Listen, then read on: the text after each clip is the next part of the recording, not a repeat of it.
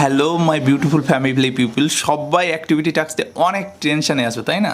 Tension নেওয়ার কোনো কারণ নেই। আমি স্বরাজ, তোমাদের ফ্রেন্ড, গাইড অ্যান্ড ফিলোজফার, চলে এসেছি তোমাদেরকে হেল্প করার জন্য। প্রত্যেকটা বিষয়ের মডেল অ্যাক্টিভিটি টাস্ক তোমরা এখন থেকে স্বরাজ এক্সেলেন্স একাডেমিতে সবার আগে সুন্দরভাবে পেয়ে যাবে। গণিতের প্রথম যে প্রশ্নটি রয়েছে সেটি দেখো, বহুমুখী উত্তরভিত্তিক প্রশ্ন এমসিকিউ। -2/3 একটি ড্যাশ, -2/3 একটি ড্যাশ তোমরা যেভাবে করবে দেখো, এখানে আমরা সমাধান করেছি যে -2/3 এইটি একটি কি রয়েছে দেখো তো, অখণ্ড সংখ্যা, প্রথম ঋণাত্মক পূর্ণ সংখ্যা, মূলদ সংখ্যা না স্বাভাবিক সংখ্যা। তো -2/3 হচ্ছে মূলদ সংখ্যা। কেন মূলদ সংখ্যা? আমরা মূলদ সংখ্যার সংখ্যা থেকে জানি যে -2/3 কে p/q আকারে লেখা যায়, যেখানে p ও q উভয় পূর্ণ সংখ্যা, এবং দেখো তো q নট ইকুয়াল টু কি 0। তাহলে আমরা এটিকে কিন্তু লিখবো মূলদ সংখ্যা। তাহলে সি বিকল্পটি সঠিক হবে। কোন বিকল্পটি সঠিক? সি বিকল্পটি সঠিক। ওভাবে সুন্দরভাবে লিখবে। এরপরে রয়েছে দেখো, একটি আয়তাকার চিত্র দেওয়া রয়েছে। বলছে আয়তাকার চিত্রের জায়গার দৈর্ঘ্য প্রস্থের পরিমাপ থেকে ক্ষেত্রফলের পরিমাপ পেয়ে রাশিটির এক্স এর সহগ কত। তাহলে আগে আমরা দেখবো যে আয়তকার ক্ষেত্রের ক্ষেত্রফল সমান কি জানি আমরা, দৈর্ঘ্য গুণ প্রস্থ। তাহলে এইটার এটা গুণ করব। দেখো আমরা এখানে করে নিয়েছি আয়তকার ক্ষেত্রের দৈর্ঘ্য গুণ প্রস্থ, ক্ষেত্রফল বের করে নিলাম, দৈর্ঘ্য গুণ প্রস্থ করার পর দেখো বলছে এক্স এর সহগ, অর্থাৎ এক্স এর সঙ্গে কি আছে দেখো তো, এক্স এর সহগ কত। এখানে এই যে আয়তকার ক্ষেত্রের দৈর্ঘ্য আর প্রস্থ তোমাদের গুণ করলাম, 2x² দিয়ে পুরো এটাকে গুণ করলাম, প্লাস এক্স দিয়ে এটাকে সম্পূর্ণ গুণ করলাম, গুণ করে কিন্তু আমরা এই মানটা পেলাম। এই মানে দেখো এক্স এর সহগ আছে -3। তাহলে তোমাদের কিন্তু এখানে এক্স এর সহগ চেয়েছে, তাই এক্স এর সহগ কত, এখানে ডি বিকল্পটি সঠিক, অর্থাৎ -3 হবে। এরপরে রয়েছে দেখো, নিচের প্রতিজোড়া সম্পর্কগুলির মধ্যে সঠিক জোড়া সম্পর্কটি কোনটি, যেখানে এ ও বি মূলদ সংখ্যা এবং এ নট ইকুয়াল টু 0 এবং বি নট ইকুয়াল টু 0। তাহলে আমরা আগে জানতে হবে আমাদের যে বিনিময় নিয়ম রয়েছে, যোগের বিনিময় নিয়ম অনুসারে আমরা কি জানি দেখো তো, যোগের বিনিময় নিয়ম অনুসারে আমরা জানি a প্লাস বি সমান বি প্লাস এ। গুণের বিনিময় নিয়ম অনুযায়ী জানি আমরা কি, যে অর্থাৎ দেখো 5 যোগ 2 ও 7, আবার 2 যোগ 5 ও 7, অর্থাৎ এটা বিনিময় নিয়ম। আবার গুণের ক্ষেত্রে 5 গুণ 2 ও 10, 2 গুণ 5 ও 10। কিন্তু বিয়োগের ক্ষেত্রে দেখো, যখন আমরা 5 এর থেকে 2 বিয়োগ করি তখন 3 পাই, কিন্তু আমরা যদি 3 এর থেকে 5 বিয়োগ করি তাহলে -2 পাই। তাহলে কিন্তু বিনিময় নিয়ম কিন্তু বিয়োগ মানে না। ভাগের ক্ষেত্রেও কিন্তু ঠিক একইভাবে ভাগ এবং বিয়োগ বিনিময় নিয়ম মানে না, যোগ আর গুণ বিনিময় নিয়ম মানে। তাহলে এখানে দেখো কোন উত্তরটি বা কোন বিকল্পটিতে মানছে দেখো তো, ভাগ আমি বলছি বিনিময় নিয়ম মানে না, এবং বিয়োগ, এখানে বিয়োগের ক্ষেত্রে বিনিময় নিয়ম দেখো, এখানে যোগের ক্ষেত্রে যোগ গেল এবং বিয়োগ, এখানে তাকিয়ে দেখো যে মূলদ সংখ্যা হবে আবার। তাহলে এখানে কোনটি রয়েছে, ডি দাগ দেখো, যে ভাগের ক্ষেত্রে আমরা জানি যে বিনিময় নিয়ম কিন্তু মানে না, কিন্তু বিয়োগের ক্ষেত্রে কিন্তু বিনিময় নিয়ম মানে না। তাহলে বিয়োগ আর ভাগের ক্ষেত্রে যেহেতু মানে না, সেহেতু এইটাই কিন্তু সঠিক সম্পর্ক, বাদ বাকি একটাও নয়। এরপর রয়েছে সত্য মিথ্যা নির্ণয় করো। একটি ঘনকের দৈর্ঘ্য y মিটার, একটি ঘনকের দৈর্ঘ্য y মিটার এ হলে ওর আয়তন 3y ঘনমিটার। তো এখানে দেখো একটি ঘনকের দৈর্ঘ্য দিয়ে আছে, ঘনকের দৈর্ঘ্য দিয়ে আছে y মিটার। তাহলে ঘনকের আয়তন 3y কেন হবে? কারণ আমরা জানি ঘনকের আয়তন তো a কিউব হয়, y কিউব হবে। কিন্তু এখানে কিভাবে করবে তোমরা সেটা একটু দেখে নাও।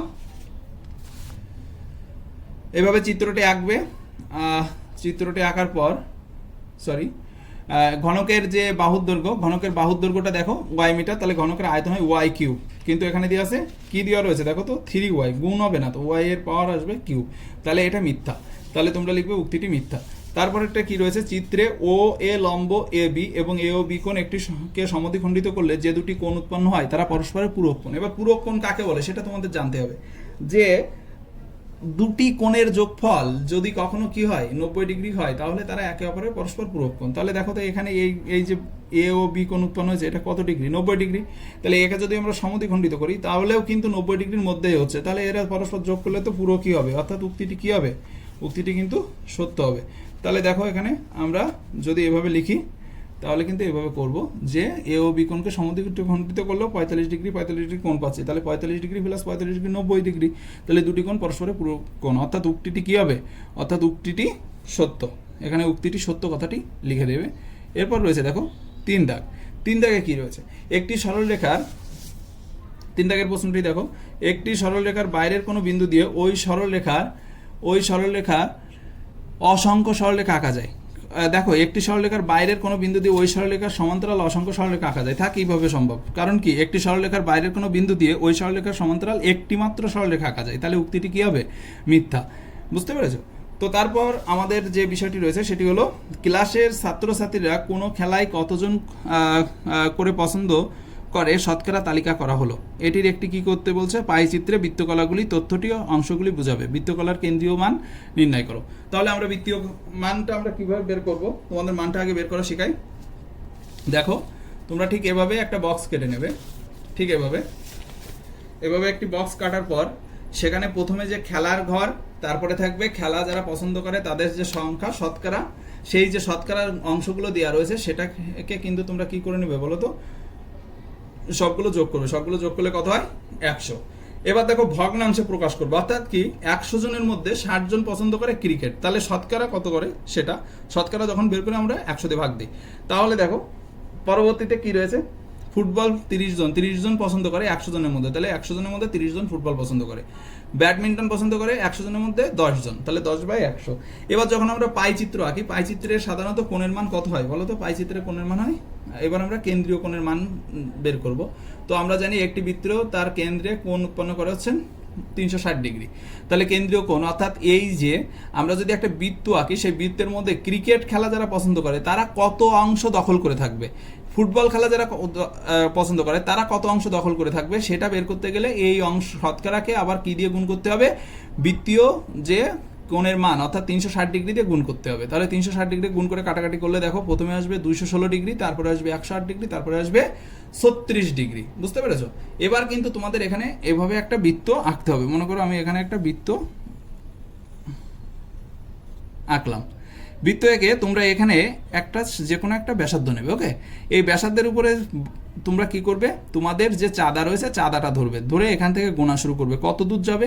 এই দেখো প্রথম যে কোণটা পেয়েছো তোমরা সেটা 216 ডিগ্রি, তাহলে 216 ডিগ্রি পর্যন্ত যেতে হবে। তাহলে 216 ডিগ্রি কতটুকু হতে পারে দেখো তো, আমরা জানি বৃত্তের কেন্দ্রে মোট 360 ডিগ্রি কোণ উৎপন্ন হয়, তার মানে এটা 90 ডিগ্রি, এটাও 90 ডিগ্রি, তাহলে 90 উপরে আমরা আসলে এটুকু কত ডিগ্রি, 180 ডিগ্রি। 180 ডিগ্রি হওয়ার পর তার সাথে আরও 26 ডিগ্রি, অর্থাৎ তোমরা চাঁদা ধরলে কিন্তু খুব সুন্দরভাবে এটিকে এঁকে ফেলতে পারবে। ঠিক আছে, সবাই দেখো এই যে এই বৃত্তের কেন্দ্র থেকে একটা ব্যাসার্ধ নিলে ব্যাসার্ধের উপরে সবাই কি করো, চাঁদা ধরে রীতিমতো এখান থেকে গোনা শুরু করবে। হ্যাঁ, 0, 10, 20 করে উপরের দিকে গেলে এই পর্যন্ত আসলে তো মনে করো 180 হচ্ছে, 180 থেকে আরও একটু নিচের দিকে আসবে, প্রায় এই পর্যন্ত আসবে। তো তোমরা এটা হলো মনে করো 216 ডিগ্রি, তো এটাকে একটা কালার করবে। হ্যাঁ, এটাকে মনে করো রেড কালার করলে, তো এটা হচ্ছে ক্রিকেটের অংশটা কত ডিগ্রি, 216 ডিগ্রি। এবার এখানে আবার তোমরা কি ধরবে, চাঁদা ধরবে। চাঁদা ধরে এখান থেকে পরের যে মানটা রয়েছে সেটি হচ্ছে 108 ডিগ্রি, 108 ডিগ্রি, অর্থাৎ এখান থেকে আবার গোনা শুরু করবে, এখান থেকে যেতে যেতে যেতে যেতে 108 কত দূর পর্যন্ত যায়, তো দেখবে প্রায় এই পর্যন্ত চলে আসবে, অর্থাৎ এরকম। এটাকে মনে করো তুমি ব্লু কালার করলে। হ্যাঁ, আর এখানে এটা কত ডিগ্রি, 108 ডিগ্রি। তো এরপর বাদ বাকি যে অংশটুকু রয়েছে এটা কত ডিগ্রি, 36 ডিগ্রি। হ্যাঁ, এটাকে তুমি যে কোনো একটা অরেঞ্জ বা যে কোনো কালার করে দিও, তাহলে বুঝতে সুবিধা হবে। বুঝতে পেরেছো? তাহলে এভাবে কিন্তু তোমাদের পাইচিত্রটা আঁকতে হবে। তো পাইচিত্র নিয়ে যদি কারো সমস্যা থাকে কমেন্টে জানিও, আমি পরবর্তীতে তোমাকে সুন্দর করে এঁকে পাঠাবো। আমাদের যেহেতু খুব ব্যস্ততার সাথে কাজগুলো করতে হয়েছে, তার জন্য পাইচিত্র আঁকার সময় করতে পারিনি। আর বুঝতে পেরেছি যে তোমরা বুঝতে পারবে, এই কারণেই আর সময় দেয়নি। তোমাদের জাস্ট শুধু এইটুকু মাথায় রাখতে হবে যে প্রথমে একটি ব্যাসার্ধ নেবে, তার উপরে চাঁদা বসিয়েই কিন্তু মানগুলি পরপর হিসাব করে সামনের দিকে আগাবে। হ্যাঁ, যেখানে শেষ হবে তারপরে সেখান থেকে দাগটা টানবে, তার উপর আবার চাঁদা বসিয়ে পরের মানটা লিখবে। ব্যাস, পারবে সবাই আমি জানি। তারপরে দেখো পরের যে অঙ্কটা রয়েছে, x/2 = 1/2x + 1 হলে x³ - 1/x³ এর মান নির্ণয় করো। এটিকে আমাদের করতে হবে। তো এটি আমরা সলভ করি। আমরা প্রথমে মান থেকে আমাদেরকে কি প্রয়োজনীয় সূত্র লাগবে সেটা আমরা পাশে লিখে নিই। a³ - b³ এর সূত্র ব্যবহার করবো আমরা। আবার a³ - b³ এর সূত্র কি, a - b তার whole cube - 3ab into a - b। তাহলে দেখো a³ - b³ এর সূত্র কিন্তু এখানে লাগবে, আর সেটি হলো আমরা এখানে লিখে নিলাম। এবার মান থেকে কি লিখবো, যে x/2 = 1/2x + 1। এখান থেকে x গুলোকে বাম পাশে নিয়ে আসবো। বাম পাশে নিয়ে আসার পর দেখো 1/2 কমন নিলাম, তাহলে এখানে x - 1/x থাকলো, x - 1/x, এই 2 এই 1 এর সাথে গুণ হয়ে 2 কে 2, তাহলে এখান থেকে x - 1/x এর মান পেলাম 2। এবারে a³ - b³ এর সূত্রটা বসিয়ে দাও, a - b তার whole cube + 3ab - a - b, তাই তো? এখানে 3ab * a - b। তো বসিয়ে দিলাম, বসিয়ে দেওয়ার পরে x minus one by x সমান কী জানি আমরা সেটা বসালাম, মানটা বসিয়ে দিলাম, এখানেও এক্স মাইনাস ওয়ান বাই এক্সের মানটা বসিয়ে দিলাম। হ্যাঁ, তাহলে কিন্তু অ্যান্সার চলে আসলো 14। এরপর লাস্টের যে ভাগ করো একটা অঙ্ক দেওয়া রয়েছে, সেটিকে আমরা দেখো কীভাবে করেছি। তো তোমরা এখান থেকে ভাগ কীভাবে করবে, জাস্ট এখানে দেখবে যে এম এর সাথে কত গুণ করলে এম স্কোয়ার হয়, অর্থাৎ এম এর সাথে এম গুণ করলে এম স্কোয়ার হয়, তাহলে আমরা এম দিয়ে গুণ করব। প্রথম এম দিয়ে গুণ করলাম, তাহলে এম স্কোয়ার হলো, মাইনাস 3-র সাথে এম গুণ করলে 3m হলো। তাহলে আমরা জানি যে এই ক্ষেত্রে ভাগের ক্ষেত্রে চিহ্নের পরিবর্তন বা সাইনের পরিবর্তন হয়, এটা প্লাস ছিল, এটা মাইনাস হয়ে গেল, এটা মাইনাস প্লাস হয়ে গেল, তাহলে এখানে কত থাকলো মাইনাস 2m প্লাস 6। এখান থেকে মাইনাস 2 দিয়ে যদি আবার এটাকে গুণ করি তাহলে কত হবে, এখানে দেখো মাইনাস রয়েছে, তাহলে আমার নিচেরটাও মাইনাস করতে হবে, তার জন্য মাইনাস 2 নেব, মাইনাস 2m আর মাইনাসে মাইনাসে প্লাস 6, চিহ্নের পরিবর্তন হলো, তাহলে আর কিছুই থাকলো না, তাহলে উত্তর কত আসলো m মাইনাস 2। তো এভাবেই কিন্তু তোমাদের সকল গাণিতিক সমস্যার সমাধান আমি আলোচনা করি। সেটি হলো তোমাদের ইতিহাস।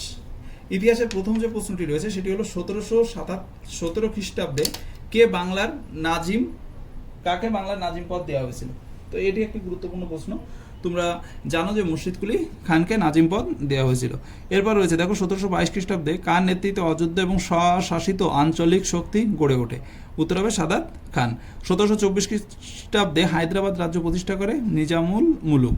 এরপর রয়েছে দেখো সলবাইয়ের যে সন্ধি, সলবাই সন্ধিগুলো কিভাবে লিখবো আমরা, সলবাই সন্ধি সময়কাল আমরা এভাবে চার্ট করবো। হ্যাঁ, এভাবে চার্ট করে সুন্দর করে লিখবো। দেখো প্রথমটি রয়েছে, সবগুলো পরপর রয়েছে। 1782 খ্রিস্টাব্দে সলবাই সন্ধি হয়েছিল, কাদের মধ্যে, স্বাক্ষরকারী হচ্ছে ইংরেজ আর মারাঠা, আর ফলাফল হচ্ছে প্রথম ইঙ্গো মারাঠা যুদ্ধের সমাপ্তি ঘটেছিল। দ্বিতীয়তে শুধুমাত্র বেসিন দিয়ে আছে, বেসিনের সময়কাল হচ্ছে 1802 খ্রিস্টাব্দ। আর তারপরে কোম্পানি আর পেশোয়া এবং তাদের যে ফলাফল কি হয়েছিল, অধীনতামূলক মিত্রতা নীতির স্থাপন হয়েছিল। এরপর রয়েছে দেখো লাহোরে কিছুই দেওয়া নেই, লাস্টে দেওয়া রয়েছে শুধু ফলাফল, জলান্ধার দোয়াবে ব্রিটিশ কর্তৃত্বে স্থাপিত হয়। আর এর আগে কি হয়েছিল, সময়কাল কত খ্রিস্টাব্দে, 1846 খ্রিস্টাব্দ, ইংরেজ আর শিখদের মধ্যে এই স্বাক্ষর হয়েছিল। বুঝতে পেরেছো? তাহলে সুন্দরভাবে এটি উঠিয়ে নাও। এরপরে রয়েছে দেখো দ্বিতীয় যে প্রশ্ন, সেটি হচ্ছে কে কি উদ্দেশ্যে সিভিল সার্ভিস চালু করেছিল, কে কি উদ্দেশ্যে সিভিল সার্ভিস চালু করেছিল। তো প্রথম যে বিষয়টা তোমাদের জানতে হবে যে সিভিল সার্ভিসের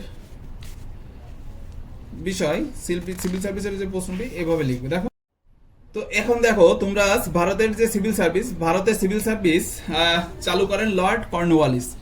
তো ভারতের সিভিল সার্ভিস চালু করার পর দেখো বলছে সিভিল সার্ভিস চালু করার পিছনে লর্ড কর্নওয়ালিসের প্রধান উদ্দেশ্য ছিল প্রশাসনিক কাজের মানকে উন্নত ও দ্রুতগামী করা। উল্লেখ্য, রাজস্ব বিভাগের কর্মচারীদের দক্ষ করার জন্য এবং সাধারণ কর্মচারীদের দুর্নীতি বন্ধ করাই ছিল এই সিভিল সার্ভিসের মূল উদ্দেশ্য। বুঝতে পেরেছো? এরপর রয়েছে দেখো ব্যাপটিস্ট মিশন শিক্ষা প্রসারে কেমন ভূমিকা পালন করেছিল। তো এই প্রশ্নটি এখানে রয়েছে দেখো 3-এর খ দাগ, ব্যাপটিস্ট মিশন শিক্ষা প্রসারে যে ভূমিকা পালন করেছিল সেটিকে পয়েন্ট করে লিখবে যে ব্যাপটিস্ট মিশন নারী 1800 খ্রিস্টাব্দে উইলিয়াম কেরি, মার্শম্যান এবং উইলিয়াম ওয়ার্ডের মিলিত প্রচেষ্টায় শ্রীরামপুরের প্রতিষ্ঠা হয় এবং শিক্ষার প্রসারে ব্যাপটিস্ট মিশনের অনেক গুরুত্বপূর্ণ ভূমিকা রয়েছে। এই মিশনের প্রচেষ্টাতেই 126টি বিদ্যালয় ও প্রায় 10,000 ভারতীয় ছাত্র পাণ্ডিত্য লাভের সুযোগ পেয়েছিল। বুঝতে পেরেছো? এরপরে লাস্ট অ্যান্ড ফাইনাল যে প্রশ্নটি রয়েছে সেটি হচ্ছে জমি জরিপ রাজস্ব নির্ণয়ের ক্ষেত্রে, দেখো লাস্টের প্রশ্ন, জমি জরিপ ও রাজস্ব নির্ণয়ের ক্ষেত্রে উপনিবেশিক প্রশাসন কি পদক্ষেপ নিয়েছিল। অ্যান্সারটা এইভাবে লিখবে যে বক্সারের যুদ্ধের পর নাজিম এবং আমিলদার ও সুপারভাইজারদের, দেখো এখানে এসব গঠনের মাধ্যমে কোম্পানি কি করেছিল, ভূমি রাজস্বের ভাগ দখল করতে থাকে। উপনিবেশিক শাসনের জমি জরিপ ও রাজস্ব আদায়ের ক্ষেত্রে পদক্ষেপগুলি হলো 5 শালা, 1 শালা, 10 শালা চিরস্থায়ী বন্দোবস্ত। তো এই বন্দোবস্তগুলো, বন্দোবস্ত ব 9 দয়কার হবে, ব 6 দয়কার। 5 শালা বন্দোবস্ত দেখো, 5 শালা ভ্রাম্যমাণ কমিটির সুপারিশ অনুযায়ী ওয়ারেন হেস্টিংস 1772 খ্রিস্টাব্দে 5 শালা অর্থাৎ 5 বছরের জন্য জমি জরিপের যে আইন বন্টন করেন সেটি 5 শালা বন্দোবস্ত নামে পরিচিত। 1 শালা বন্দোবস্ত আছে 1 সালের জন্য। 5 শালা বন্দোবস্তের অসুবিধাগুলি দূর করতে আমিনি কমিশন কি করেছিল দেখো, বলছে রিপোর্টের ভিত্তিতে 1 শালা বন্দোবস্ত চালু করেন। 10 শালা বন্দোবস্ত 1790 খ্রিস্টাব্দে লর্ড কর্নওয়ালিসে বাংলা, বিহার এবং উড়িষ্যায় জমিদারদের 10 বছরের জন্য যে জমি দেন, আর এই 10 শালা বন্দোবস্ত পরবর্তীতে কিন্তু একেবারে চিরস্থায়ী বন্দোবস্তে পরিণত হয়। বলছে দেখো জমিদাররা 10 শালা বন্দোবস্ত অনুসারে ঠিক সময় মতো রাজস্ব দেয়। তাই রাজস্ব বোর্ডের পরামর্শে কর্নওয়ালিস 1793 খ্রিস্টাব্দের 22 মার্চ বাংলা, বিহার এবং উড়িষ্যার জমিদারদের চিরদিনের জন্য নির্দিষ্ট রাজস্বের বিনিময়ে জমি বন্টন করেন। এটাই চিরস্থায়ী বন্দোবস্ত নামে পরিচিত। এছাড়া জমি জরিপ ও রাজস্ব আদায়ের ক্ষেত্রে উপনিবেশিক শাসনের গুরুত্বপূর্ণ পদক্ষেপ ছিল। রায়তুয়ারি এবং মহলওয়ারি বন্দোবস্ত এবং সূর্যাস্ত আইন এগুলি কিন্তু সব এর ভিতরেই পড়ে। তাহলে এর মাধ্যমে আমাদের ইতিহাসের সমস্ত অ্যাক্টিভিটি কিন্তু কমপ্লিট হয়ে গেল। ইতিহাসের পরে রয়েছে দেখো ইংলিশে প্রথমে কি রয়েছে দেখো, ইংলিশের আমরা প্যাসেজের প্রথম যে প্রশ্নটি রয়েছে সেটি হলো হোয়াট হ্যাপেন্ড অ্যাজ জন লে ফাস্ট অ্যাসলিপ। হ্যাঁ, কি হয়েছিল, কি ঘটেছিল বলো তো? অ্যাজ জন লে asleep he fail to dreaming again. যখনই সে ঘুমিয়ে পড়লো তখন সে আবার স্বপ্ন দেখতে শুরু করেছিল। How did the স্কোয়াল arise suddenly. দেখো এখানে স্কোয়াল অ্যারাইজ সাডেনলি, তো অ্যান্সারটা কি হবে যে in John's dream the seasons turn, ঋতু পরিবর্তিত হচ্ছিল র্যাপিডলি, খুব দ্রুততার সাথে, as is turn so did John in his bed consistently consequently the cap in his head twisted round and about and suddenly it could called up squall. এরপর রয়েছে দেখো যে describe the condition of the ship in the squall. এরপরে প্রথমেই লিখবে যে in the squall the condition of the ship was going worse.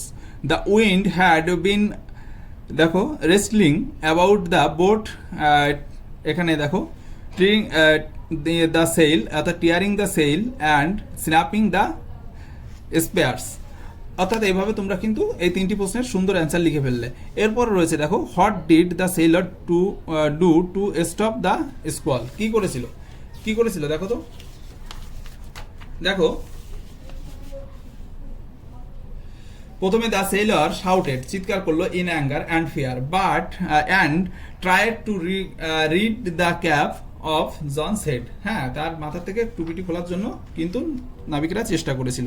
তো তারপর রয়েছে দেখো rewrite the following a sentence using the future perfect tense, one is done for you. প্রথমে statement দেওয়া রয়েছে, অ্যান্সার কিভাবে লিখেছে দেখো, যেটা ফিউচার পারফেক্ট টেন্সে লেখা হবে। বুঝতে পারছো ফিউচার পারফেক্ট টেন্সের সূত্র কি? ফিউচার পারফেক্ট টেন্সের সূত্র হচ্ছে প্রথমে সাবজেক্ট থাকবে, তারপর সাবজেক্ট প্লাস শ্যাল হ্যাভ বা উইল হ্যাভ, হ্যাঁ, তারপরে ভার্বের তৃতীয় রূপ, তারপর অবজেক্ট, এভাবে থাকবে। হ্যাঁ, তো তাহলে আমরা এগুলো পরপর লিখে ফেলি। প্রথম দেখো যেটি অ্যাক্টিভিটি টু যেটা প্রথমটা রয়েছে বাই দিস টাইম, তো এটার অ্যান্সার কি হবে? By this time the next year Diya will have attend her university classes. হ্যাঁ, classes, CLASSES classes.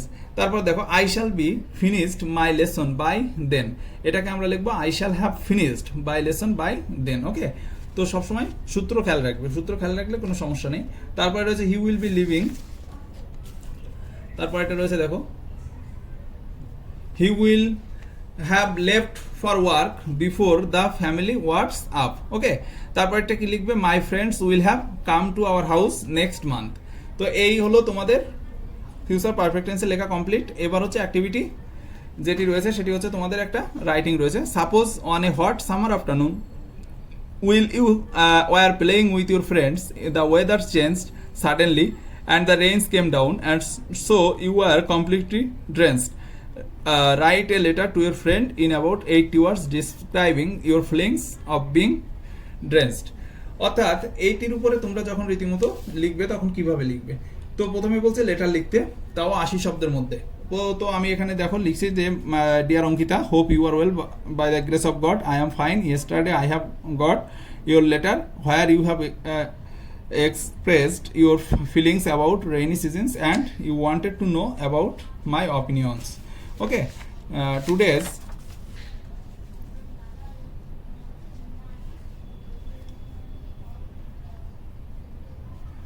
letter is basically, তো তোমরা এটা আরেকবার দেখে নাও যদি আমি না টেনে থাকি। ওকে, তো এবার দেখো তারপর কি রয়েছে, letter is basically on the topic. তারপর বলছে দেখো last Sunday I was playing with my friends in the afternoon, I found that the weather change suddenly and it started raining heavily. After some time we found a shelter এবং and stopped there till the rain had stopped. I was completely wet and feeling cold, but at the same time the rain cooled my head and heart and mind. Okay, heart হবে এটা HEART, heart and mind. I felt much charming and has still remained as memorable experience for me. Okay, your loving, তো ওখানে তুমি নামটি লিখবে। তো এইভাবে কিন্তু আমরা ইংরেজির সমস্ত মডেল অ্যাক্টিভিটিটা মডেল অ্যাক্টিভিটি টাস্ক বাংলার দেখো প্রথম যে প্রশ্নটি রয়েছে সেটি হলো ড্যাশ বিষয়ে পৃথিবীতে কোনো জাতি আরব দিগত তুলন হয়, যুদ্ধ বিগ্রহ, দয়া প্রদর্শন, বৈরসাধন না আতিথেয়তা। উত্তর তো তোমরা সবাই জানো যে এটা হবে আতিথেয়তা। আমার কাছে কিরূপ আচরণ প্রত্যাশা করো বক্তাকে। তোমরা এভাবেই কিন্তু উত্তরগুলো সাজিয়ে নেবে। হ্যাঁ, আমরা সব প্রশ্নের উত্তর এভাবেই তুলবো খাতায় তোমরা যখন করবে। আমার কাছে কিরূপ আচরণ প্রত্যাশা করো, এর বক্তা হলো সেকেন্ডার।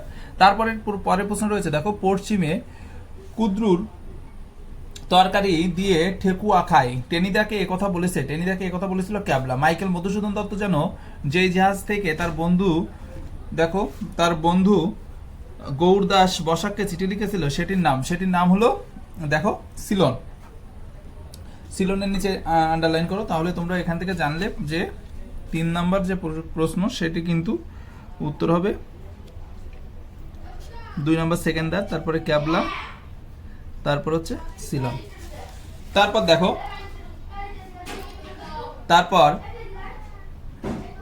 তারপর রয়েছে দেখো, মানদাতার আমল থেকে চলে আসছে এমনই রকম, কোন প্রসঙ্গে কবি কথা বলেছেন।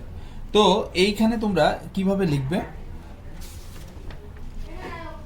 এটা সবাই জানো যে বোঝাপড়া কবিতা থেকে নেওয়া হয়েছে। তো বোঝাপড়া কবিতায় রবীন্দ্রনাথ ঠাকুর মানুষের স্বভাবের বৈচিত্র্য সম্পর্কে আলোচনা করতে গিয়ে, বোঝাপড়া কবিতায় ঋষিকবি কবিগুরু রবীন্দ্রনাথ ঠাকুর মানুষের স্বভাবের বৈচিত্র্য সম্পর্কে আলোচনা করতে গিয়ে আলোচ্য কথাটি বলেছেন। পৃথিবীতে নানা রকম মানুষ রয়েছে, একজন মানুষ সবাইকে ভালোবাসতে পারে না, কাউকে প্রতারণাও করে, সে নিজে সবসময় অন্য মানুষের ভালোবাসা পায় না, কাউকে প্রতারণা করে, সে নিজে যেমন অন্য মানুষের ভালোবাসা পায় না, কখনো কখনো প্রতারিতও হয়। জীবন পথে চলতে গেলে ফাঁকি দেওয়া ও প্রতারিত হওয়াকে এড়িয়ে চলা সম্ভব নয়, যুগ যুগ ধরে এমনটাই ঘটে চলছে। তো প্রথম প্রশ্নের উত্তরে 2.2 কি রয়েছে দেখো, যে আমা অপেক্ষা আপনকার ঘোরতর বিপক্ষ আর নাই, বক্তার একথা বলার কারণ কি। তো দেখো কি কোথা থেকে আমরা নিয়েছি, ঈশ্বরচন্দ্র বিদ্যাসাগরের যে অদ্ভুত আতিথেয়তা গল্পে মরু সেনাপতির বিপক্ষ দলের হলেও আরব সেনাপতি একজন বিপদগ্রস্ত অতিথি হিসেবে তাকে নিজের শিবিরে আশ্রয় দিয়েছিল, কারণ আরব জাতির কাছে শ্রেষ্ঠ ধর্ম হলো আতিথেয়তা বা অতিথি সেবা। কিন্তু কথাবার্তায় সময় আরব সেনাপতি জানতে পারেন যে এই মূল সেনাপতি তার পিতার হত্যাকারী। তখন আরব সেনাপতি মনে মনে প্রতিজ্ঞা করেন, সূর্যোদয়ে হলেই পিতার হত্যাকারীকে বধ করে তিনি প্রতিশোধ নেবেন। সূর্যোদয় হবে, ওটা একটু ঠিক করে নিও। তাই তিনি আলোচ্য কথাটি বলেছিলেন। এরপরে দেখো, অ্যান্টিগোনাস, তোমার এই ঔদ্ধত্যের জন্য তোমারাই আমার সাম্রাজ্য থেকে নির্বাসিত করলাম। অ্যান্টিগোনাস কোন ঔদ্ধত্যের কথা বলেছেন? নাট্যকার দ্বিজেন্দ্রলাল রায়ের যে চন্দ্রগুপ্ত নাটকে সামরিক প্রথা ও পারস্পরিক সৌজন্য ভুলে গ্রিক সেনা অধ্যক্ষ অ্যান্টিগোনাস গ্রিক সেনাপতি সেলুকাসকে বারবার বিশ্বাসঘাতক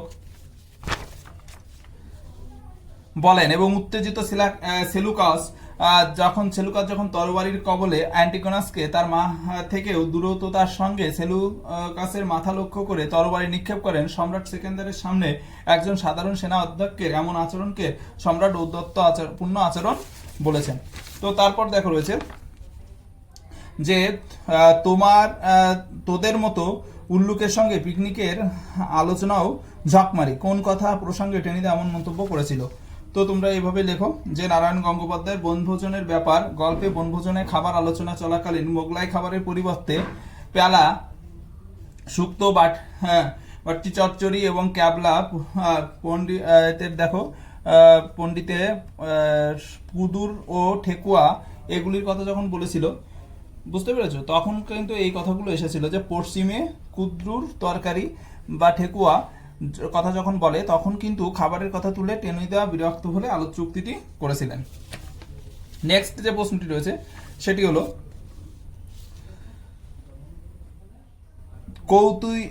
কৌতূহলী চোখ দুই চোখ মেলে অবাক দৃষ্টিতে দেখে, চড়ুই পাখি এর চোখে কৌতূহল কেন? তো এখানে দেখো চড়ুই পাখির চোখে কৌতূহল হওয়ার কারণ, যে কারণগুলো রয়েছে সেগুলি সম্পর্কে আমরা আলোচনা করব। প্রথমে আমরা জানি যে এটি তারাপদ রায়ের লেখা চড়ুই পাখি যে কবিতা, সেই চড়ুই পাখি কবিতাটিতে চড়ুই পাখিটির যে কৌতূহলী হয়ে ওঠার কারণ সেটি বাড়িটির নির্জন নিস্তব্ধতা, এবং বাড়িটিতে কবি বাস করলেও তিনি চুপচাপই থাকেন। তিনি না থাকলে বাড়িটি হয়ে ওঠে সম্পূর্ণ জনমানবহীন। তাই কবি কল্পনা করেন চড়ুই পাখিটি হয়তো তার বর্তমান ও ভবিষ্যৎ নিয়ে কৌতূহলী হয়ে ওঠে। সেভাবে কবির অবর্তমানে বাড়ির সব তারই হবে, অর্থাৎ তার নিজেরই হবে, সে তার নিজের অধিকারে রাখতে পারবে। হ্যাঁ, তো এই হলো ব্যাপার। তারপরে রয়েছে খুব মজার যে কবিতা সবুজ জামা, কবিতাটির ভাববস্তু আলোচনা করো। এই প্রশ্নটা তো খুবই সহজ এবং সুন্দর একটি প্রশ্ন। সবুজ জামা কবিতাটির ভাববস্তু এভাবে লিখবে যে সবুজ জামা কবিতাটি হচ্ছে কবি বীরেন্দ্র চট্টোপাধ্যায়ের সমাজ ও প্রকৃতিতে সবুজের যে সমারোহ, হ্যাঁ, সেটি দেখতে চান কবি। তো সেখানে কি বলেছেন তিনি, যে সবুজ শুধু রং, সবুজ রং শুধু প্রকৃতির নয়, প্রাণেরও প্রতীক। এই কবিতায় প্রাণবন্ততা বোঝানোর জন্য কবি তোতাই নামের যে শিশুটিকে বেছে নিয়েছেন। পুঁথিগত শিক্ষার বদলে সে প্রকৃতির রূপকে ভালোবাসতে শিখিয়েছে এবং নিজের মধ্যে প্রকৃতিকে উপলব্ধি করতে শিখবে, এটাই তার ইচ্ছা। দাদুর চশমার মতো নকল চোখে সে পৃথিবী দেখতে চাইবে না, স্বাভাবিকতাই হবে তার পছন্দ। কৃত্রিম ও রঙহীন সমাজের পরিবর্তে সে এক প্রাণবন্ত সৃজনশীল সমাজের প্রতিনিধি হয়ে উঠবে। ভেরি ভেরি ইম্পর্টেন্ট প্রশ্ন। পরের যে প্রশ্নটি রয়েছে তোমরা সবাই দেখতে পাচ্ছ, যে বন্ধু রাজনারায়ণ বসুকে লেখা চিঠিতে মাইকেল মধুসূদন দত্ত তার মেঘনাদবধ কাব্য সম্পর্কে কিরূপ অভিমত ব্যক্ত করেছেন? তো বন্ধু রাজনারায়ণ বসুকে লেখা চিঠিতে মাইকেল মধুসূদন দত্ত শুরুতে অনুরোধ করেছেন মেঘনাদবধ কাব্য সম্পর্কে তার মতামত জানানোর জন্য। মধুসূদন কি মনে করতেন, মধুকবি মাইকেল মধুসূদন দত্ত কি মনে করতেন, যে হাজার হাজার মানুষকে প্রশংসার চেয়ে বন্ধু রাজনারায়ণ বসুর মতামত তার কাছে অনেক বেশি মূল্যবান এবং নির্ভরযোগ্য। সেই কারণে কবি রাজনারায়ণ বসুকে মেঘনাদবধ কাব্য সম্বন্ধে তার নিরপেক্ষ মতামত লিখে জানাতে আবেদন করেছেন। কাব্যগ্রন্থের জনপ্রিয়তা প্রসঙ্গে কবিকে যে কালিদাস, হ্যাঁ, ভার্জিল এবং মিল্টনের সঙ্গে তুলনা করা হয়েছে তা নিয়েও তিনি তার মতবাদ ব্যক্ত করেছেন। এরপর রয়েছে দেখো পরবাসী কবিতায়, পরের যে প্রশ্নটি তোমরা একটু দেখে নাও। পরবাসী কবিতায় শেষ চারটি পংক্তিতে কবির যে প্রশ্নবাচক বাক্য ব্যবহার করেছে তার তাৎপর্য বিশ্লেষণ করো। তো কবি বিষ্ণুদেব তার পরবাসী কবিতায় শেষ চারটি পংক্তিতে যে প্রশ্নগুলি তুলে ধরেছেন তার মধ্য দিয়ে প্রকাশ পেয়েছে তার মনের একরাশ আক্ষেপ এবং হতাশা। কবি অবাক হয়ে ভেবেছেন একদল মানুষ নির্বিচারে প্রকৃতিকে লুট করে চলেছে। এদেশের সাধারণ মানুষের প্রতিবাদ না করে এমন অসহায়ভাবে নীরব হয়ে আছে। নিজের দেশে নদী, গাছ, পাহাড়ের এই অমর্যাদা কি সহ্য করছে তারা? এইসব মানুষের প্রতিনিধি হিসাবে কবি সোচ্চারে আক্ষেপের সাথে প্রশ্নগুলি করেছেন। কবির এই সমস্ত ঘটনা দেখে বিস্মিত ও বেদনার্ত হয়েছেন। এরপর রয়েছে দেখো, কিন্তু এই রাত্রির কথা ভালোভাবে আমার মনে আছে। পথ চলতি রচনাংশ অনুসরণে লেখকের সেই রাতের অভিজ্ঞতার বিবরণ দাও। লেখককে সুনীতি চট্টোপাধ্যায়, তাই সুনীতি চট্টোপাধ্যায়ের পথ চলতি গল্পে দেহরা থেকে দেরাদুন এক্সপ্রেস চড়ে 1928 খ্রিস্টাব্দে এক শীতের রাতে কলকাতায় ফেরার সময়ে যে 16 জন কাবুলিওয়ালার মধ্যে তিনি ছিলেন এক বাঙালি, কিভাবে তিনি তাদের কাছে নিতান্ত গুরুত্বহীন থেকে পরম আদরণীয় এবং শ্রদ্ধেয় এবং আলেম হয়ে উঠেছিলেন সেই বিবরণী শুনিয়েছিলেন লেখক। দীর্ঘ রেলযাত্রার সময় কাটাবার উদ্দেশ্যে লেখক পাঠানদের পস্তু ভাষার সর্বশ্রেষ্ঠ কবি খুশহা খটকের গজল শোনার আগ্রহ প্রকাশ করলে কাবুলিওয়ালাদের কাছ থেকে তিনি তাও শুনেছিলেন। এছাড়াও আদম খার আর দুরখানির মহব্বতের কিস্সাও তাকে শোনালো কাবুলিওয়ালারা। একইভাবে সেই রাতে রেলের কামরাটিতে যেন পস্তু সাহিত্য সম্মেলন ঘটে গেল। সারা জীবন লেখক সেই ট্রেন যাত্রার অভিজ্ঞতা ভোলেনি। তারপর দেখো রয়েছে যে তোমাদের ব্যাকরণের যে অংশটা, দল বিশ্লেষণ করে দল চিহ্নিত করো। প্রথমে রয়েছে দেখো স্টেশন কি হবে? ইস রুদ্র, টি মুক্ত, শান রুদ্র। এরপরে বাগুইয়াটি বা মুক্ত, গুই রুদ্র, আ মুক্ত এবং টি হচ্ছে মুক্ত। এবং দর্শন মাত্র দর রুদ্র, শান, হ্যাঁ, রুদ্র, মাত রুদ্র এবং রা মুক্ত। এরপর রয়েছে দেখো ক্ষিপ্রহস্ত কি হবে? ক্ষিপ রুদ্র, র মুক্ত, হস বদ্ধ এবং ত হচ্ছে মুক্ত। তারপর রয়েছে অদ্ভুত রকম, অদ রুদ্ধ, ভূত রুদ্ধ, র হচ্ছে মুক্ত এবং কম হচ্ছে রুদ্ধ। তাহলে এর মাধ্যমে কিন্তু আমরা দল বিশ্লেষণগুলো সম্পূর্ণ কমপ্লিট করলাম। তারপর রয়েছে দেখো উদাহরণ দাও, কিসের কিসের উদাহরণ চেয়েছে চলো একটু দেখে আসি। মধ্য স্বরগমের উদাহরণ দিতে হবে, স্বরভক্তির অন্তস্থ শ্রুতি এবং অন্তঃস্বর লোপ এবং অনন্য স্বরসঙ্গতি। প্রত্যেকটার উদাহরণ দেখে নাও। প্রত্যেকটার উদাহরণ, মধ্য স্বরগম, রত্ন থেকে আসলো রতন, ভক্তি থেকে আসলো ভক্তি, মুক্তা থেকে মুক্তা, হর্ষ থেকে হরস। স্বরভক্তি কোনটি? কর্ম থেকে করম, ধর্ম থেকে ধর্ম। অন্তস্থ শ্রুতি, মায়ের, রেডিও ও কে অন্তস্থয়কার করে দাও। অন্তস্থ স্বরলোপ কোনটি? আজি, আজ, ভিত্তি, ভিত।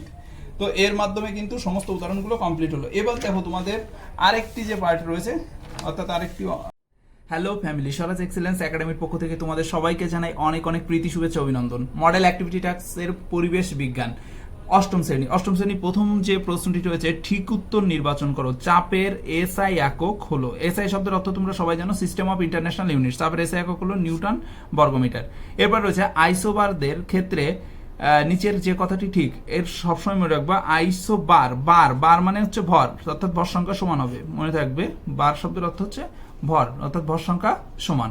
এরপর যে কোষীয় অঙ্গাণুর মধ্যে পুরনো জীর্ণকোষ ধ্বংস করার জন্য নানা উৎসেচক থাকে তাকে বলা হয় লাইসোজোম। লাইসোজোম কিন্তু কি করে? যে জীবাণু থাকে সেই জীবাণুকে কিন্তু পুরনো জীর্ণ কোষ যেমন ধ্বংস করে তেমন জীবাণু ধ্বংস করে। এরপর রয়েছে দেখো পরের যে সংক্ষিপ্ত উত্তর দাও, 1 কিলোগ্রাম ভরের বস্তুকে পৃথিবী কত পরিমাণ বল দিয়ে আকর্ষণ করে? তো আমরা এখানে এভাবে লিখে নেব যে 1 কিলোগ্রাম ভরের বস্তুকে পৃথিবী 9.8 নিউটন বল দিয়ে আকর্ষণ করে। কত? 9.8 নিউটন বল। ওকে। তারপরে রয়েছে দেখো যে সবচেয়ে তড়িৎ ধনাত্মক ধাতু হলো সোডিয়াম, সবচেয়ে তড়িৎ ধনাত্মক ধাতু হলো সোডিয়াম। এরপর রয়েছে চোখের রেটিনায় উপস্থিত রড কোষ, কোন কোষ? রড কোষ আলোর দর্শনে সাহায্য করে। তো তোমাদের এখানে যে সংক্ষিপ্ত যে প্রশ্নগুলো ছিল সেগুলো কিন্তু সব কমপ্লিট। এরপরে দেখো রয়েছে চোখের রেটিনায় উপস্থিত গেল। এরপর একটি বা দুটি বাক্যে উত্তর দাও। প্রথমে হচ্ছে কুলম্বের সূত্রের গাণিতিক রূপটি ব্যাখ্যা করো। কুলম্বের সূত্রের গাণিতিক রূপ দেখো, আমরা এখানে কুলম্বের সূত্রের গাণিতিক রূপটা ব্যাখ্যা করব।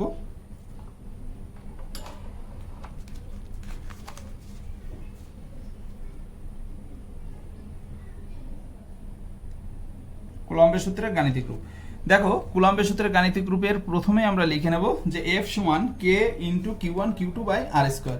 এখানে Q1 Q2 হলো তড়িৎ আহিত বস্তু দুটির আধানের পরিমাণ, আর এখানে R হলো মধ্যবর্তী দূরত্ব, অর্থাৎ তড়িৎ-আহিত বস্তু দুটির মধ্যবর্তী দূরত্ব, এবং F হলো তড়িৎ-আহিত বস্তু দুটির মধ্যে ক্রিয়াশীল বল, অর্থাৎ তড়িৎ বল, আকর্ষণ বা বিকর্ষণ বল যাকে বলি। আমরা K এর মান নির্ভর করবে তড়িৎ-আহিত বস্তু দুটির মধ্যবর্তী অঞ্চলে যে পদার্থ আছে তার উপরে। K রাশিটির এসআই একক হলো, সিস্টেম অফ ইন্টারন্যাশনাল ইউনিটস হলো newton per metre square per coulomb square. Okay. তো এখান থেকে আমরা কি পাই দেখো, এখান থেকে আমরা কিন্তু কে রাশিটির একক সম্পর্কে জানতে পারি, যেহেতু আমাদের দ্বিতীয় পার্টের প্রশ্নটা ছিল যে কে রাশিটির এসআই একক উল্লেখ করো, তো আমরা উল্লেখ করলাম। এরপরের দ্বিতীয় যে প্রশ্ন রয়েছে, খুব শুকনো ও ঠান্ডা পরিবেশে বসবাসকারী প্রাণীদের ক্ষেত্রে দেহে কি কি বৈশিষ্ট্য দেখা যায়? তো এই প্রশ্নটা আমরা এখন কমপ্লিট করব। খুব শুকনো ও ঠান্ডা পরিবেশে বসবাসকারী প্রাণীদের দেহে যেসব বৈশিষ্ট্যগুলো আমরা দেখতে পাই সেই বৈশিষ্ট্যগুলো কি কি দেখো। বলছে খুব শুকনো ও পরিবেশে মরু অঞ্চলে বসবাসকারী প্রাণীদের দেহে নিম্নলিখিত বৈশিষ্ট্যগুলি দেখতে পাওয়া যায়। কোনো কোনো প্রাণীর ত্বক অপেক্ষাকৃত পুরু হয়। প্রথম যে পয়েন্ট সেটি হচ্ছে অপেক্ষাকৃত পুরু হয়। দ্বিতীয় যে পয়েন্ট রয়েছে সেটি হচ্ছে কোনো কোনো প্রাণীর লেজ চওড়া পুরু এবং লেজে চর্বি সঞ্চিত থাকে। কোনো কোনো প্রাণীরা পা খুব লম্বা হয় এবং কোনো কোনো প্রাণীর পিঠে কুঁজ যে চর্বি সঞ্চিত থাকে। কোনো প্রাণীর চোখের পাতা স্বচ্ছ হয় এবং প্রয়োজন মতো নাকের যে ছিদ্র খুলতে বা বন্ধ করতে পারে। খুব ঠান্ডা পরিবেশে অর্থাৎ মেরু অঞ্চলে বসবাসকারী প্রাণীদের দেহে নিম্নলিখিত যে বৈশিষ্ট্যগুলি দেখা যায়। কি কি বৈশিষ্ট্য দেখা যায় চলো। মেরু অঞ্চলে যেহেতু আমাদের এখানে ঠান্ডা পরিবেশের কি কি রয়েছে দেখো। কোনো প্রাণীর যে চামড়ার নিচে ফ্যাটের পুরো আস্তরণ থাকে। কোনো কোনো প্রাণীর চামড়ার উপরে লোমের দুটি স্তর থাকে। অনেক প্রাণীর দেহে অ্যান্টিফ্রিজ প্রোটিন থাকে এবং কোনো কোনো প্রাণীর পা বরফের জুতোর মতো হয়। তো এই হলো শুকনো এবং ঠান্ডা পরিবেশে বসবাসকারী প্রাণীদের যে দৈহিক বৈশিষ্ট্য, বুঝতে পেরেছো? তারপরে রয়েছে দেখো সমযোজী বন্ধন দিয়ে গঠিত জল, মিথেন এবং অ্যামোনিয়া অণুর প্রাথমিক গঠন কি রকম হয় একে দেখাও। তো আমরা একে দেখাবো। প্রথমেই দেখো কি রয়েছে, জলের অণুর গঠন। জল আমরা জানি জলের সংকেত হচ্ছে H2O।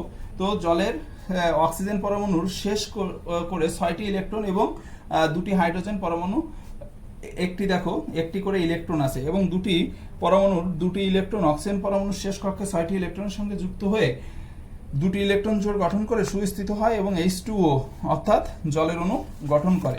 তো এইটা সমগ্র যে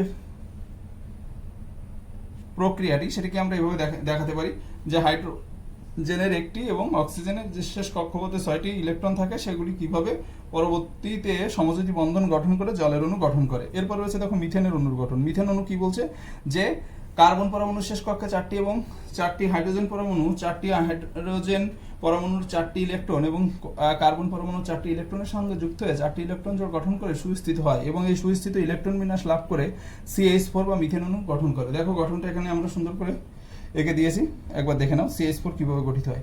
এরপর রয়েছে দেখো অ্যামোনিয়া অণুর গঠন। নাইট্রোজেন পরমাণুর সর্বশেষ কক্ষে 2টি এবং 3টি হাইড্রোজেন পরমাণুর শেষ কক্ষপথে 1টি করে ইলেকট্রন আছে। 3টি হাইড্রোজেন পরমাণুর 3টি ইলেকট্রন নাইট্রোজেন পরমাণুর 5টি ইলেকট্রনের সাথে যুক্ত হয়ে 3টি ইলেকট্রন জোড় গঠন করে সুস্থিত ইলেকট্রন বিন্যাস লাভ করে এবং NH3 অণু গঠন করে। তো NH3 অণু যখন গঠন করে কিভাবে গঠন করছে দেখো, NH3 অণু এখানে কিন্তু NH3 অণু গঠন করছে। NH3 অণু যে গঠন সেটিকে আমরা দেখিয়ে দিয়েছি, তোমরা সুন্দর করে দেখে নাও।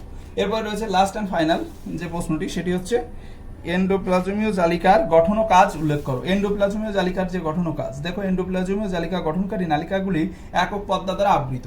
এটি 3 প্রকার, যেমন সিস্টারনি এবং ভেসিকল আর হচ্ছে টিউবিউলস। এরপর দেখো সিস্টারনি লম্বা চওড়া শাখা প্রশাখাহীন নালিকা সমান্তরাল বিন্যস্ত হয়ে যে জালিকা গঠন করে তাকে সিস্টারনি বলে। এরপর বলছে ভেসিকল কি, এগুলি গোলাকার এবং ডিম্বাকার থলির মতো হয়। ভেসিকল সাধারণত গোলাকার ও ডিম্বাকার থলির মতো হয়। এরপরে কি রয়েছে দেখো যে টিউবিউলস। টিউবিউলস হচ্ছে এন্ডোপ্লাজমীয় জালিকার লম্বা ও শাখা প্রশাখাযুক্ত জালিকাকারে বিন্যস্ত নালিকাগুলিকে বলে টিউবিউলস। কাজ কি, সাইটোপ্লাজমের কাঠামো গঠনে অংশ নেয়, সাইটোপ্লাজমকে কিছুটা দৃঢ়তা প্রদান করে, কোষের ভিতরে ক্ষরণ পদার্থের পরিবহনে অংশ নেয় এবং সাইটোপ্লাজমকে কয়েকটি প্রকোষ্ঠে ভাগ করে বিভিন্ন প্রকার রাসায়নিক বিক্রিয়াকে পৃথক রাখে। অমসৃণ এন্ডোপ্লাজমীয় জালিকা প্রোটিন সংশ্লেষ করে এবং মসৃণ এন্ডোপ্লাজমীয় জালিকা লিপিড সংশ্লেষ করে। তাহলে এই হলো তোমাদের 8ম শ্রেণীর পরিবেশ বিজ্ঞানের সমস্ত নিউ যে মডেল অ্যাক্টিভিটি টাস্কের সাবলীল প্রাঞ্জল উত্তর। তোমরা সব ফেয়ারে তুলে নাও এবং পরবর্তীতে পরের যে পার্টটি রয়েছে সেটি হলো পরিবেশ ও ভূগোল 8ম শ্রেণী। পরিবেশ ও ভূগোল 8ম শ্রেণী প্রথমটি রয়েছে দেখো যে বিকল্পগুলি থেকে ঠিক উত্তরটি নির্বাচন করে লেখো। প্রথম প্রশ্নটি রয়েছে ঠিক জোড়াটি নির্বাচন করো। ঠিক জোড়া কোনটি? অন্তঃকেন্দ্রমণ্ডল পদার্থের তরল অবস্থা, বহিঃকেন্দ্রমণ্ডল পদার্থের ঘনত্ব সর্বাধিক, অ্যাস্থেনোস্ফিয়ার পরিচালন স্রোতের সৃষ্টি। হ্যাঁ, অ্যাস্থেনোস্ফিয়ারে পরিচালন স্রোতের সৃষ্টি হয়, এটাই ঠিক হবে। ভূত্বক লোহানৈকালের আধিক্য না। রকি এবং আন্দিজ পর্বতমালা সৃষ্টি হয়েছে। রকি এবং আন্দিজ পর্বতমালা সৃষ্টি হয়েছে মহাদেশীয় মহাসাগরীয় অভিসারী পাত সীমানা বরাবর। তোমরা তা গিয়ে নাও। এরপর রয়েছে দেখো উত্তর ভারতের স্থলভাগের সীমানা পাকিস্তান এবং শ্রীলঙ্কার সঙ্গে নেপাল এবং ভুটান। হ্যাঁ, নেপাল এবং ভুটানের সঙ্গে। এরপর রয়েছে দেখো একটি বা দুটি শব্দে উত্তর দাও। কোন যন্ত্রের সাহায্যে ভূমিকম্পের তীব্রতা পরিমাপ করা হয়? তোমরা সবাই জানো সিসমোগ্রাফ যন্ত্রের সাহায্যে ভূমিকম্পের তীব্রতা পরিমাপ করা হয়। কোন প্রকার শিলা স্তরে খনিজ তেল পাওয়া যায়? পাললিক শিলা স্তরে খনিজ তেল পাওয়া যায়। এরপর ভারতের প্রতিবেশী দেশ মশলা উৎপাদনে বিখ্যাত হচ্ছে শ্রীলঙ্কা। তারপরে রয়েছে ভূ অভ্যন্তরের কোন স্তরে কিভাবে পৃথিবী চৌম্বক ক্ষেত্র সৃষ্টি হয়েছে? ভূ অভ্যন্তরের কোন স্তরে কিভাবে পৃথিবীর চৌম্বক ক্ষেত্র সৃষ্টি হয়েছে? তো তোমরা এভাবে লিখবে, দেখো খুব সুন্দর করে।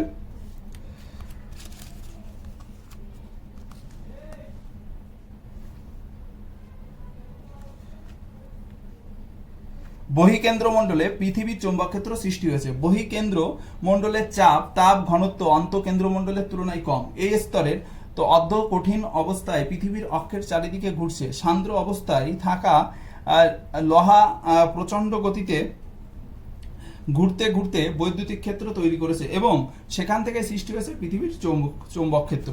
তো এভাবেই তোমরা কিন্তু এই প্রশ্নের অ্যান্সারটি লিখবে। এরপর অভিসারী পাতসীমানা বিনাশকারী পাতসীমানা কেন বলা হয় তা উদাহরণ সহ ব্যাখ্যা করে লেখো। তাহলে অভিসারী পাতসীমানাকে কেন বলা হয়, বলার কারণটা আমরা এখানে লিখলাম যে মহাদেশীয় ও মহাসাগরীয় পাত পরস্পর অগ্রসর হলে ভারী মহাসাগরীয় পাত মহাদেশীয় পাতের নিচে প্রবেশ করে এবং সমুদ্র খাতের সৃষ্টি করে। উদাহরণ প্রশান্ত মহাসাগরীয় মারিয়ানা খাত। এরপরে কি রয়েছে দেখো, নিমজ্জিত পাতের কিছু অংশ অ্যাস্থেনোস্ফিয়ারে প্রবেশ করে অধিক উষ্ণতায় গলতে থাকে এবং দুটি পাতের সংঘর্ষে নিমজ্জিত অংশটি কি হয়, ধ্বংসপ্রাপ্ত হয়। এজন্য অভিসারী পাতসীমানাকে বিনাশকারী পাতসীমানা বলা হয়। তাহলে বুঝতে পেরেছো কেন বলা হয় অভিসারী পাতসীমানাকেই বলা হয় বিনাশকারী পাতসীমানা। সো 4 দাগে যে প্রশ্নটি রয়েছে সেটি হলো উদাহরণ সহ উৎপত্তি অনুসারে আগ্নেয় শিলা শ্রেণী বিভাগ করো। তো আগ্নেয় শিলার শ্রেণী বিভাগ আমরা এখানে করব। আগ্নেয় শিলার শ্রেণী বিভাগটা তোমরা দেখে নাও, সুন্দর করে লিখবে, হ্যাঁ পরিষ্কার পরিচ্ছন্ন করে লিখবে, তাহলে কিন্তু খুব ভালো মার্কস পাবে।